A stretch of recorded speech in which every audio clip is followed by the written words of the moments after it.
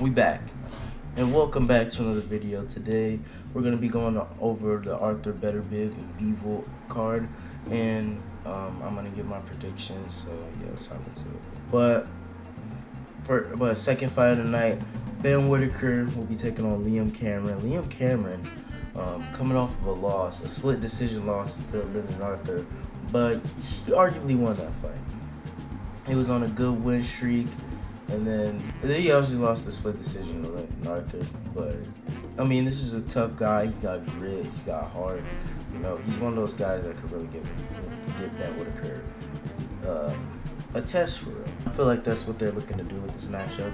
Try to give Ben Whitaker a test to see what type of level he's at and see if Liam Cameron can really pull that dog out of Ben Whitaker, because no one's pulled that dog out of Ben Whitaker. He's just been toying with everyone and doing what he wants. But Ben Whitaker, 8-0, 5 KOs. I mean, we all know him. I mean, he's on this card for a reason. He's popular. He's flashy. He got that slick style. And I feel like he has one of the better styles in light heavyweight, because not a lot of people in light heavyweight really have a slick style, so I feel like that can pose a lot of threats to some of the top guys in this division.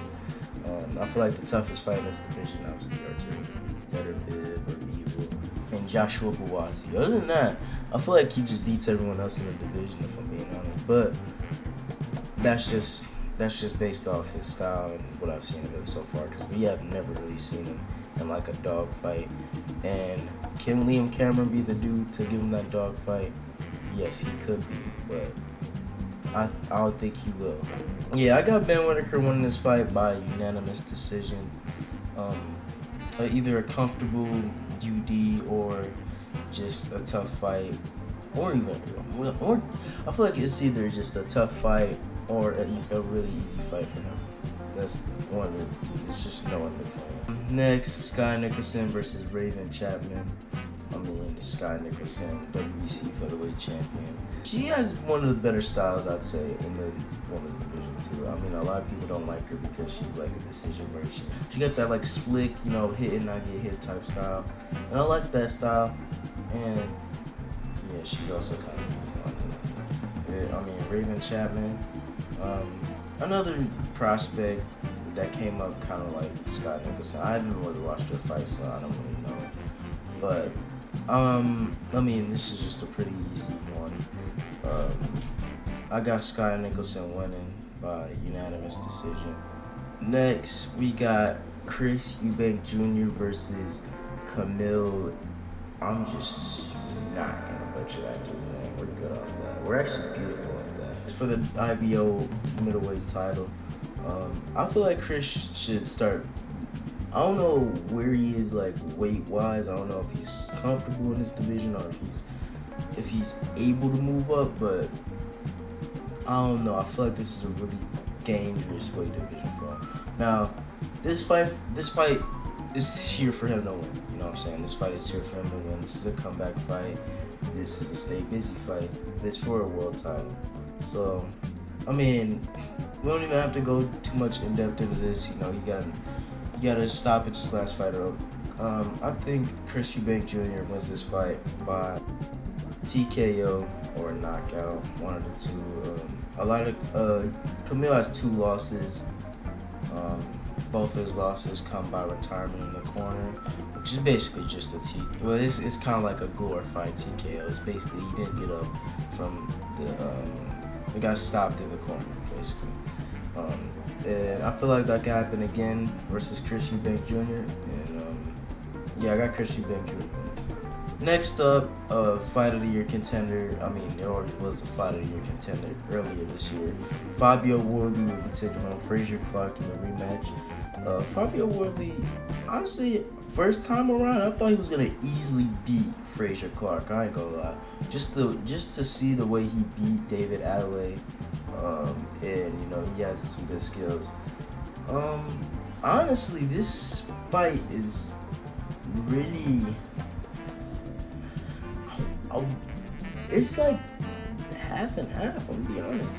But obviously Fabio Wardley has the better style, has the better skills, but he did have a war against Frazier Clark last time out, and I don't know if I actually had. Let me actually see the score. I was gonna look for the score I had for Fabio Woodley versus Frazier Clark 1, but honestly, that fight was just super duper close, bro. I don't even like off the top of my head. I haven't rewatched the fight, so I'm just going based off like initial fight. That's definitely a fight of the year contender though, and I think it was either a draw or I feel like Clark edged it out. But yeah, I got Fabio Woodley winning this. I feel like last time around he might have. I don't want to say he took him lightly, but I feel like he just didn't expect what came in that fight, and yeah, I feel like this time around he's gonna be a lot more prepared for that style. And also, I'm pretty sure he had a no.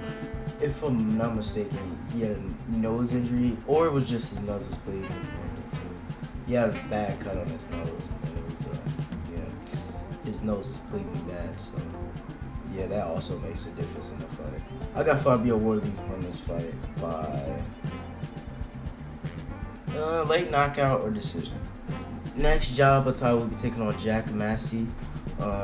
Now, Jack Massey coming off of a win against Isaac Chamberlain. This is for the IBF World Cruiserweight title. Jai Bataille, one of the best cruiserweights, if not the best cruiserweight in the world. I think he's the best cruiserweight in the division. I ain't gonna lie. He's the best cruiserweight in the world. He's one of the, he's explosive. He's fast. He got them freaking bombs on his hand. He got bombs. The only tough fights in his career were versus Mirius Breedis, who's basically fought everyone and gave everyone a tough fight. So it's not really that crazy.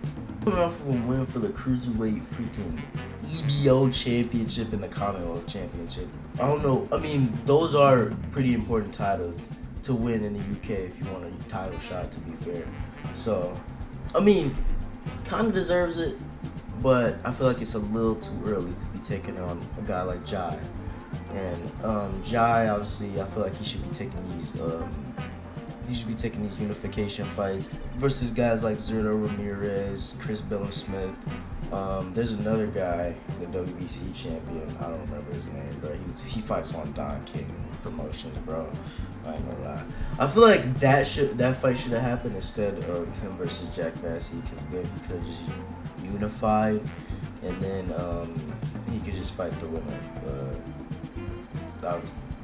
I mean, he probably is still gonna fight the winner between Zurdo Ramirez and Chris Billum-Smith. That's the next fight to make.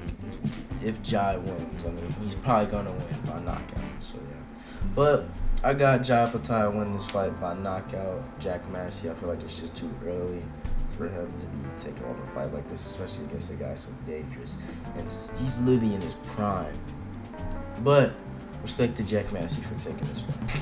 Next up, the main event, Arthur Beterbiev versus Dimitri Bivol. Now, this is genuinely the hardest fight I've ever had to predict. It's so hard to predict, dude. Arthur Beterbiev, freaking knockout artist, 20-0, 20 KOs, 100% knockout ratio. He's knocked out some of the best in the division. Joe Smith Jr., Calm Smith, you know what I'm saying? He's knocked out guys like Anthony Yard, Marcus Brown. I mean, he's knocked out Alexander Goes. And yeah, I mean, he's just knocked out literally everyone he's fought.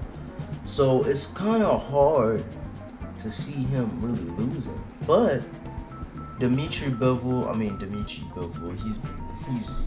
he's beat guys like Joe Smith Jr., he's beat guys like Zurdo Ramirez, he's beat guys like Canelo. Like, he has a good resume, I ain't gonna lie. He has a good resume. 23-0. Not really a knockout artist, but I say, he's beat Zanad as well. Not really a knockout artist, but he got that Soviet style, come forward, throw combinations and just outbox you and just outpace you. That's just what he does. Oh, this whole fight build up, I've been kind of saying Bivol. I think Bivol's gonna win this, but Arthur Beterbiev, he has that crazy power. You don't know what could happen. And it's not like he's like some bad boxer who's just got power. He's actually a good boxer. Like he's a pretty good. Well, he's a really good puncher. He's a good boxer puncher. You know what I'm saying? Power puncher.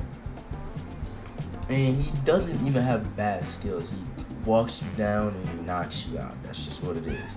But the thing is, that is a little concerning. He's been dropped twice in his career. I mean, Beterbiev is not really the most powerful puncher, but I feel like with that style he always uses, he smothers his fighters. You know, he hurts them. Even if he doesn't knock them out, he hurts them. You know, even versus Lyndon Arthur, he dropped Lyndon Arthur and then he freaking knocked out Zanad, and then he rocked Zurdo Ramirez a couple of times, and he just freaking beat Canelo.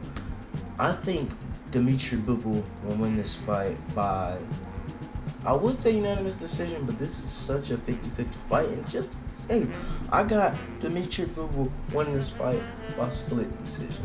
Well, and that's my predictions for Bivol versus Beterbiev. Hope y'all enjoy today's real life. Comment down below what you want to see next, and I'll see you on the next video. Peace.